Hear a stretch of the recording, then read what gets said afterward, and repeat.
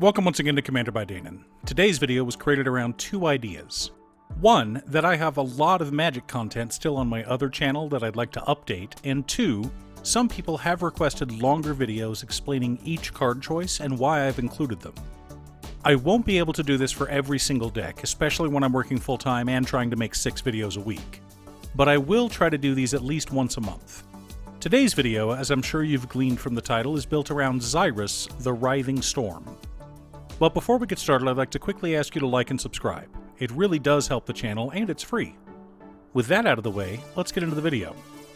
Xyris the Writhing Storm is a 5-mana 3/5 legendary Snake Leviathan with flying. Additionally, whenever an opponent draws a card, except for the first one they draw in each of their draw steps, we create a 1/1 green snake creature token. Also, whenever Xyris deals combat damage to an opponent, both we and that opponent draw X cards, where X is Xyris' power. So, draw cards make snakes. Except we want our opponents to draw cards. Now, a lot of people built Xyris as a wheel commander, and that's a perfectly viable option. You can totally build Xyris as a wheel deck. The problem with that, for me at least, was that I already have a wheel deck led by the Locust God. The Locust God creates 1/1 hasty flying insects whenever I draw cards. The snakes created by Xyris do not have haste. For the most part, wheel effects are sorceries rather than instants, so I would need cards that give my creatures haste if I wanted to attack with the snakes on the same turn that I wheeled. So rather than wheels, I went for Howling Mine effects. That's right, this is a group hug deck. Okay, just kidding, but it is a group draw deck. We're running tons of effects that have our opponents draw additional cards every turn. Of course, we can win with an army of 1/1 green snakes, but I wanted to have a couple of other options in there as well. Also, I wanted to keep ahead of our opponents on card draw, so we want some of that as well. And we can't just let them run rampant, so we'll want some interaction and spot removal. In fact, we should probably stick to our checklist for this deck. 50 mana sources, usually split between 37 lands and 13 pieces of ramp, 10 pieces of card advantage, 8 to 10 pieces of spot removal, 2 to 3 board wipes, 2 pieces of graveyard hate, and 1 sudden I win card. Now, a checklist is important when you're new to Commander, or even when you're experienced and wanting to try a new archetype. I understand that not everyone likes checklists, but at the same time, not everyone likes recipes in the kitchen either. Whenever I try a new recipe, I always follow the steps as written, but I'm an experienced enough chef that I can modify a recipe on the fly as needed. So once I've cooked the meal a couple of times, I can adjust the recipe to better suit my tastes. The same thing can be said for Commander decks. I've seen it many times in the past where a go-wide deck was shut down due to a Ghostly Prison, or a Spellslinger deck was shut down by a rule of law. Stacks are part of the game, and you can either complain about them or play removal. But the most common issue I see is people running 30 land decks and not ever hitting their 4th land drop, and locking themselves out of the game. Unless your deck is running at least 20 cantrips, you want about half of your deck to be either lands or ramp.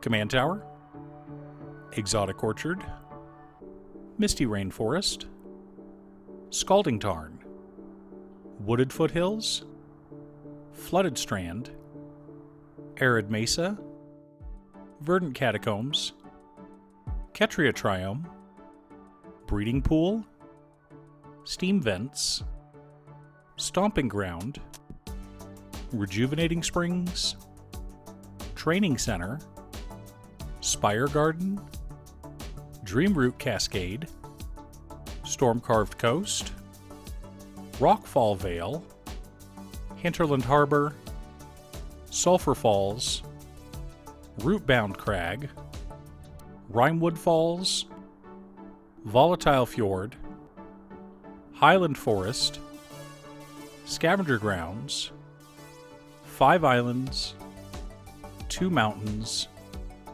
and 5 Forests. Now, this deck wound up being mostly Simic with a small splash of red, but I still wanted 2 mountains just in case. In 3-color decks, I like going for 6 fetches, the 3 that are on brand, plus the 3 more that can fetch one of the chosen colors. I also like to have my shocks as well as the triome. I like triomes, and I think they're perfect for 3-color decks. Ideally, I have a fetch in my opening hand, and I'll go fetch the triome, but I also want at least one set of the tapped duels, either the snow-covered ones from Kaldheim or the ones from Dominaria United.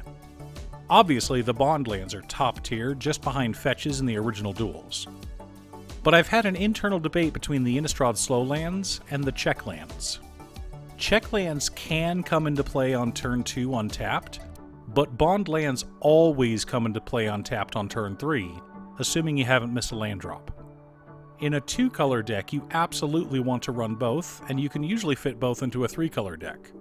But when you start getting into 4-color or Woobird decks, I think the slow lands just barely edge out the check lands. But that's just my opinion. Azusa Lost But Seeking, Dryad of the Elysian Grove, Burgeoning, Exploration, Crucible of Worlds, Conduit of Worlds, Farseek, Rampant Growth, Cultivate, Kodama's Reach, Skyshroud Claim, Solemn Simulacrum, Soul Ring, and Arcane Signet make up our mana ramp package. Obviously, since we're in green, I wanted to have a bunch of land ramp. I found that playing extra lands per turn, combined with fetch lands, combined with the ability to play lands from the graveyard, to be ridiculously powerful, and is one of my favorite ways to become the archenemy. But even with that, playing cards that let you consistently play extra lands per turn are made that much better with consistent card advantage. Prosperity, Mind's Aglow, Kami of the Crescent Moon, Dictate of Kruphix, Teferi's Puzzle Box, Well of Ideas, Edric, Spymaster of Trest, Horn of Greed, Fevered Visions, Jace Beleren, Howling Mine, Rites of Flourishing, and Flux make up our group draw effects. I know I said I don't want any wheel effects in the deck, but Flux is the nicest wheel in the game. No one discards unless they want to, it doesn't take away player agency, and it replaces itself. No wonder the card is so cheap. Frantic Search, Tachiova Benthic Druid, Growing Rites of Itlamok, Growth Spiral, Teferi's Ageless Insight, Shamanic Revelation, The Magic Mirror, Underworld Breach, Worldly Tutor, and Skull Clamp. As I stated earlier, even with all the group draw effects we're running, we'll still want to pull ahead of our opponents. Negate, Scavenging Ooze, Heroic Intervention, Counterspell, Artifact Mutation, Veil of Summer, Steelbane Hydra, Return to Nature, Beast Within, Chaos Warp, Tidal Barracuda, Abrade, Arcane Denial, and Tyvar Stand make up our interaction package. We've got a good mix of spot removal, counter spells, and some protection spells to keep our commander alive. Aetherize, and Starstorm. Not a lot of board wipes. Chances are we're the ones that will have the largest board, so I only wanted to run 2 of them. I know we could have run Cyclonic Rift, but I wanted this to be a bit friendlier of a deck, so I deliberately left it out.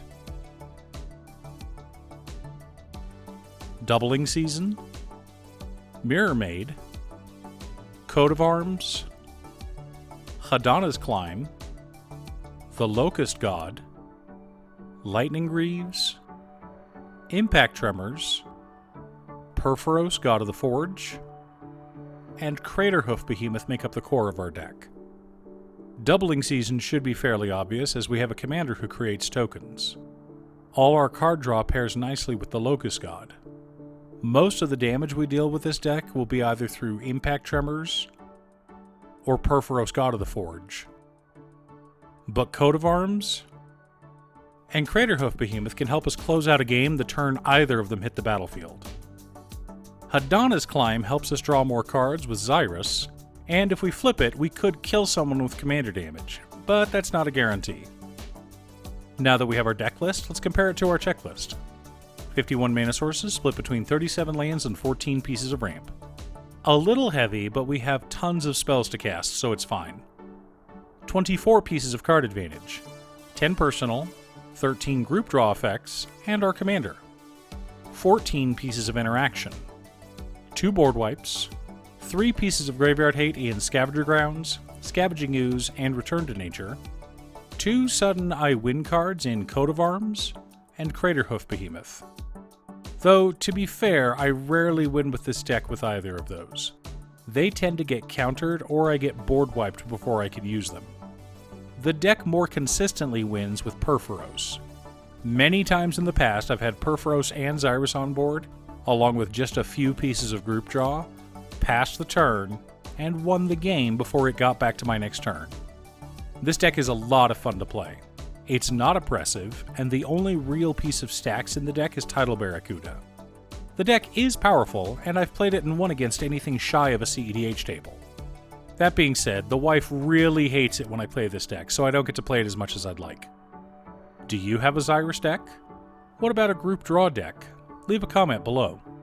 Thanks for tuning in. Once again, a huge shout out to my editor Cutestuff. I couldn't make these videos without her. If you'd like to hire her to edit your own videos, she can be reached at cutestuff.edits@gmail.com. Link is down below.